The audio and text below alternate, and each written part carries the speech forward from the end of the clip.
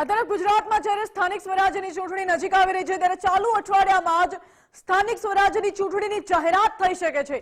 રાજ્ય ચૂંટણી આયોગ તૈયારીઓને આખરી ઓપ આપી રહ્યું છે। 23 જાન્યુઆરીએ મતદાન મથકોને આખરી ઓપ આપવામાં આવશે અને 27 જાન્યુઆરી સુધી મતદાન મથકોની યાદી તૈયાર કરાશે। આ સાથે સંવેદનશીલ અતિ સંવેદનશીલ મતદાન મથકોની યાદી પણ તૈયાર થશે અને ફેબ્રુઆરી મહિનાના બીજા અઠવાડિયામાં મતદાન યોજાય તેવી શક્યતા અત્યારે સેવાઈ રહી છે।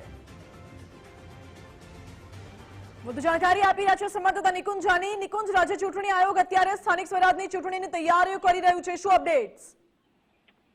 ચાલુ અઠવાડિયામાં જ રાજ્ય ચૂંટણી પંચ તરફથી સ્થાનિક સ્વરાજની ચૂંટણીની જાહેરાત કરી દેવામાં આવશે તે પ્રકારની હાલ માહિતી મળી રહી છે અને તેના માટે રાજ્ય ચૂંટણી પંચ તરફથી દરેક જિલ્લા કલેક્ટરો કે જ્યાં ચૂંટણી યોજાવાની છે ત્યાં તમામ તૈયારીઓ પરિપૂર્ણ કરી દેવા માટે એક પરિપત્ર જે છે તે પાઠવવામાં આવ્યો છે।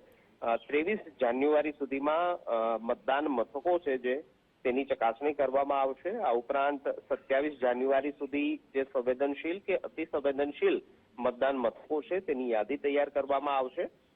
24 જાન્યુઆરીએ રિસીવિંગ અને ડિસ્પેચિંગ સેન્ટર અને સ્ટ્રોંગ રૂમની તમામ ચકાસણી જે છે તે કરી લેવા માટેની પણ